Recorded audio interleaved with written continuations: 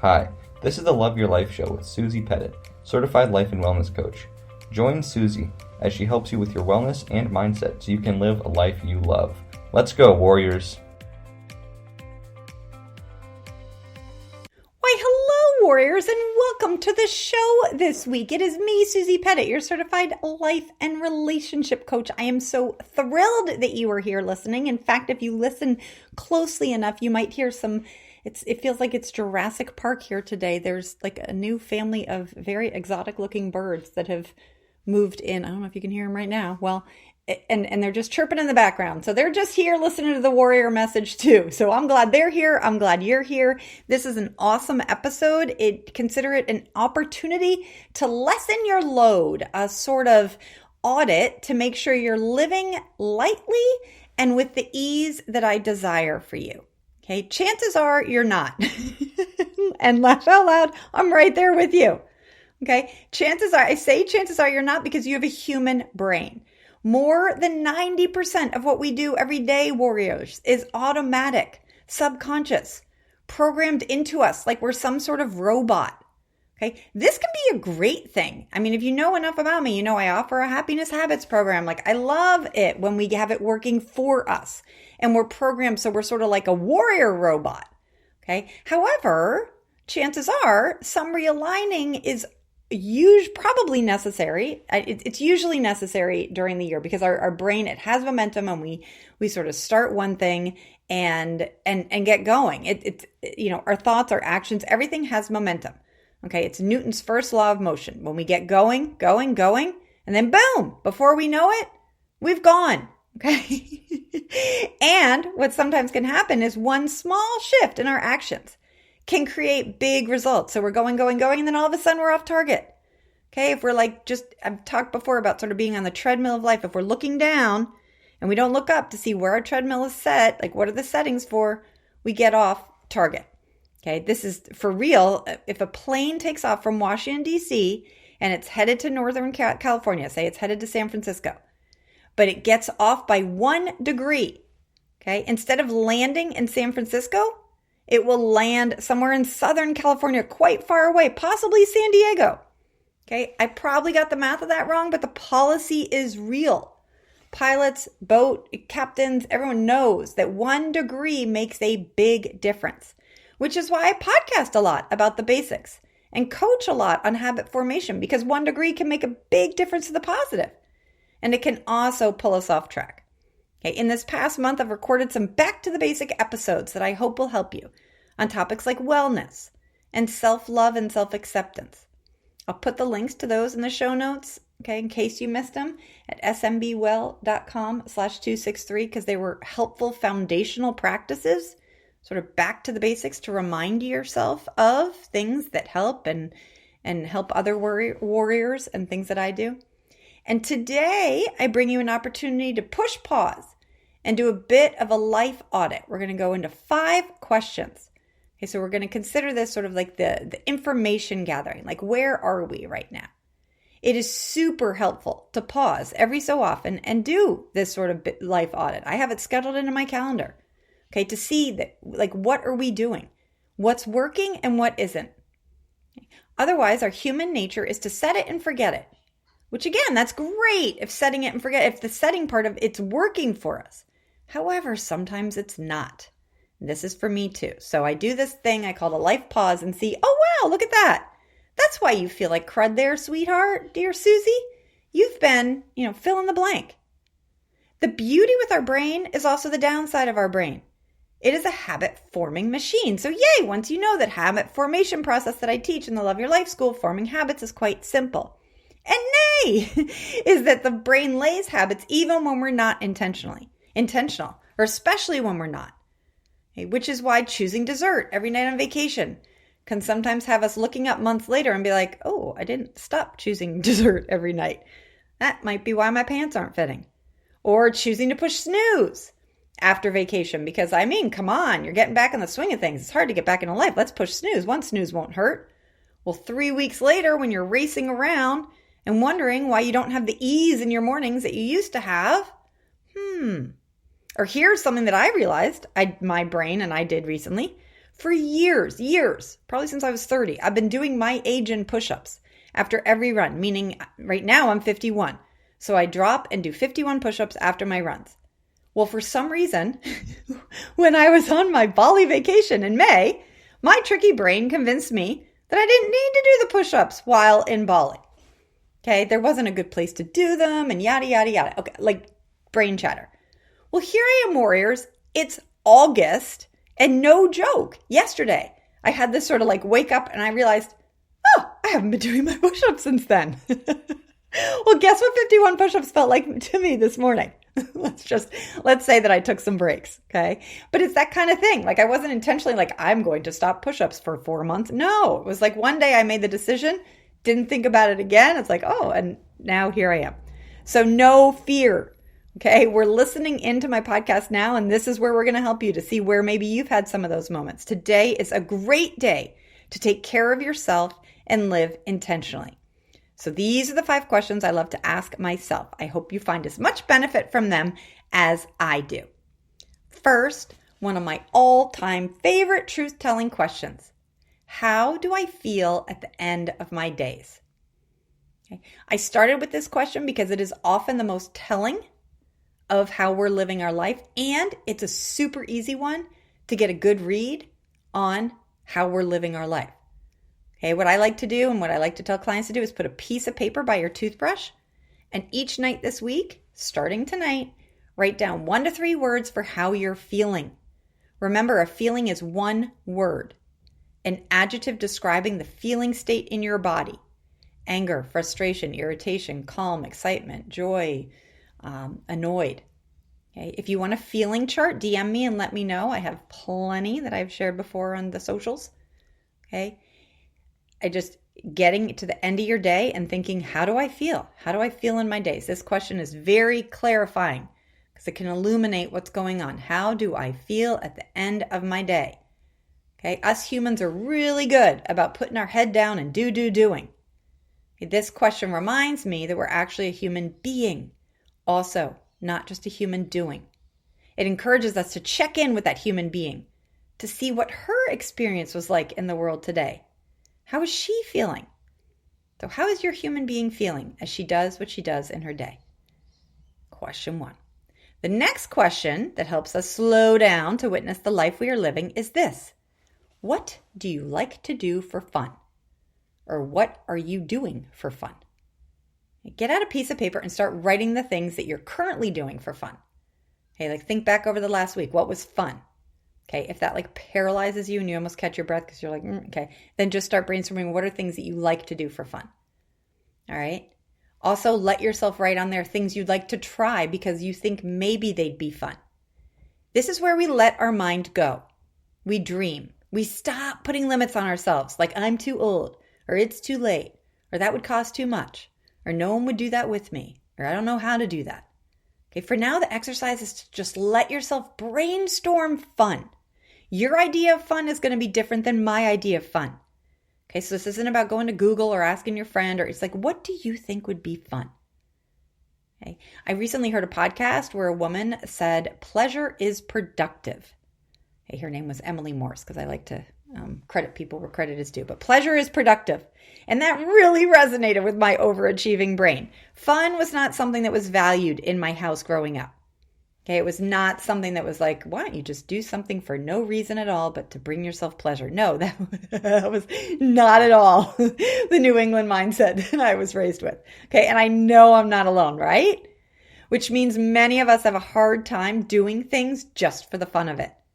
And yet, prioritizing moments of fun into your everyday life is what life is about. It is something that will have amazing benefits for you, for your wellness, your health, for your relationships, your codependency, believe it or not, your longevity. So let's get to it. Flex the fun muscle. My invite to you is to begin a fun list that you can add to when you think of new things. Get your brain thinking in this way and you'll be surprised with what it comes up with. Okay, so question number 2, what do I do for fun or what could I do for fun? Question 3 is all about wellness.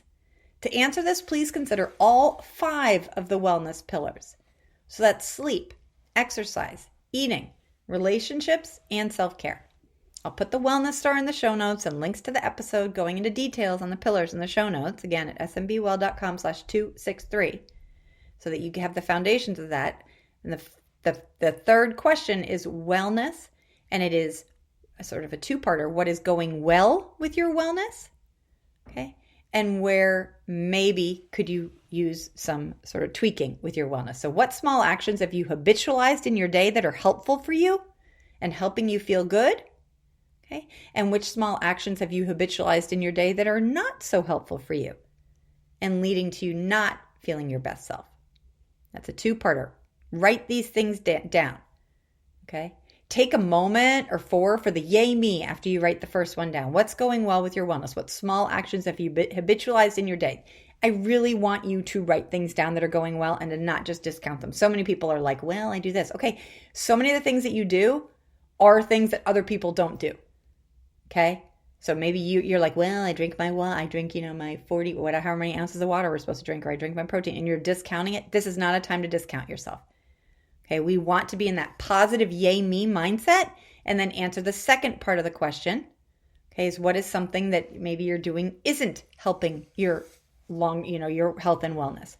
And we want to bring your kind and curious mind to this question with this awareness that you're doing so many things well. Okay, and what's calling out to you like a little gentle tap, tap, tap that's calling out to you to be seen? Where is your brain habitualized small actions that aren't so helpful for you and your wellness? Write these down. Okay? This is just the awareness piece. This whole podcast. Okay? You can go in the Love Your Life School and we'll work on these. But right now we want awareness. What are you doing that is habitualized, that's working well? We want to bring awareness to that so we keep doing it. And then what are you doing that you've habitualized that isn't going so well? Okay, there will always be something we can do better. So we do not need shame around this. Rather, we want to continually look at our growth edges with compassion. Okay, not criticism of why I haven't done that yet, but compassion, like, oh, okay, this must be what I get to work on now. Be kind. There are always growth opportunities here in Earth School. Okay, the fourth question is sort of following on all those. What are you working on? A fulfilling life is one in which we are working on something. Okay, pick something. It does not matter what. It doesn't matter what. As I said before, there will always be something we're working on. Okay, it is in the working on it that human development and your own self-growth takes place.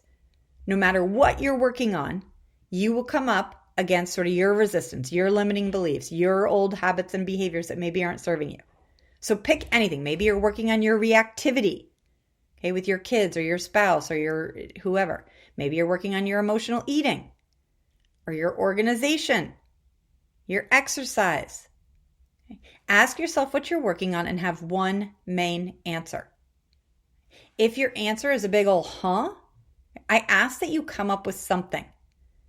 Many of us have our focus going outwards. Like if I asked you, what do you think your husband should be working on? You may have some ideas. Or I say, what's something your son or daughter should be working on? You might have a lot to say, right? Like we're focused out. Okay, newsflash, that's their life.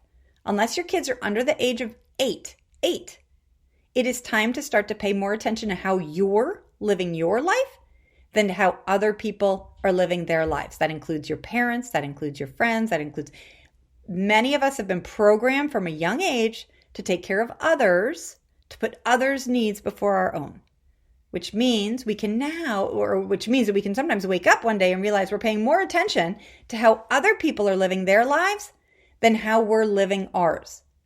There is no shame here. This is sort of protective. Sometimes it's easier to focus on what they're doing wrong or what they could be doing better than our own. And right here, this is where I'm saying bring the focus back to you, warriors. Okay, instead of spending more time thinking up solutions for other people's problems, okay, I want you to switch it and investigate and look at your own life. Consider this podcast an opportunity to readjust your focus back to yourself and your life. The more you're working on you and your self-actualization and your growth, the more that'll shine out and help everyone else. Okay, if you have some codependent thoughts here coming up, just let me know. You bring it to a group coaching session or something so we can work on that. If you're like, but my kids need me, my husband, that's totally normal. And That's your opportunity for growth. So let other people have the experiences they're having so you can get to the business of having your experiences and living your life. Okay, remember my podcast called Let Them? Let them. Let other people work on what they're working on or not work on what you think they should be working on. This is your opportunity to think of your life, bring your focus to you, and think of something you want to work on. Something you're like, oh yeah, I could grow a little there. Again, it doesn't matter what, and choose one thing. If you can't think of a main thing you're working on right now, here's your chance. It's telling you might be focusing too much on their life, or you might be too much in the auto robot control, like just one foot in front of the other. Okay, great opportunity to bring to a coaching session. Choose something and let's grow, warrior. That's the way to life satisfaction. And the final question is one I ask often on this show, and I want to frame it a bit differently today. Okay, I want to ask, it's about goals, and what's your short, long-term goal? Many of us look far into the future, 20 years, say. Okay, and well, yes, there's a time for that, for sure. Often, looking too far in the future tricks us, okay, into thinking there's all the time in the world to take the action steps to get to that goal. It's sort of like this fuzzy dream, okay, on one hand. On the other hand, it can also lead us to a mindset of discontent in our everyday life, a sort of mentality of like, well, I better hustle and grind now because I want that future. Okay, like things will be better there. That's not exactly the foundation of my mission here. Okay, or what the Love Your Life School is built upon. Rather, it's about loving your everyday life and working towards those big goals that you want in the future. Okay, and so we want to have these short, long-term goals, like 1 to 3 years out. And what I would like you to do is to think of what you would love your life to be like 1 year, 2 years, 3 years from now. Okay, what would you love for it to be like? I don't want you getting into the how or the what, like how is that going to happen or what do you need to do? I want you to just let yourself, let all the like brain chatter die down, and what would you love for your short, long-term future, 1 to 3 years from now? I invite you to write that vision out, get clear, the more you can bring your senses into it, the better. Okay, what does it smell like? What does it look like? What are you doing in the morning? What are you doing in the afternoon? I will put a meditation I like to do. I love this meditation. I think like doing this routinely has helped me get to where I am now. Okay, I'll put that in the show notes because it combines visualization and some journaling. And let's do it. Let's dream. All right, so yay, warriors. Thank you for listening. Those are your 5 questions. And if you take nothing away from this whole episode, please let it be this. Your brain is like a computer. If you're not doing something you want to be doing, it's not because you stink, you're lazy, you have a motivation problem, or any other negative thing you may be thinking. It is because you are a human being with a human brain. That's it. You're not bad. Approach your life with a curious mindset, like you're a detective studying your behavior, and you will accomplish great things. Having a human brain is incredibly awesome if we're conscious and intentional about loading our computer brain with programs that help us. As a listener of this show, you're already leaps and bounds ahead of most people. You're open to learning about yourself. You're aware of basic brain programming. And if you're not, get the podcast roadmap at smbwell.com/roadmap. Gives you the foundational exercises. If you're a listener to this show, you're learning about emotional intelligence. You're working on boundaries. You're working on people pleasing and being your best self. I'm so deeply honored that you choose the time to spend with me each week. And so, since I care deeply about you, I double invite you to check out the Love Your Life School. Use the power of the brain's habit formation ability and enroll in a place that promises to support and uplift you in a habitual and continuous way. And thank you for listening. If no one's told you today, you are awesome. I love you. Whether you're repeating the dumbest habitual actions or not, I see you and I know you are doing your best. Humaning is hard. I am here in this world pouring love on you, honored to be on this journey with you, and I thank you for listening. I believe in you. Let's go get it, warrior.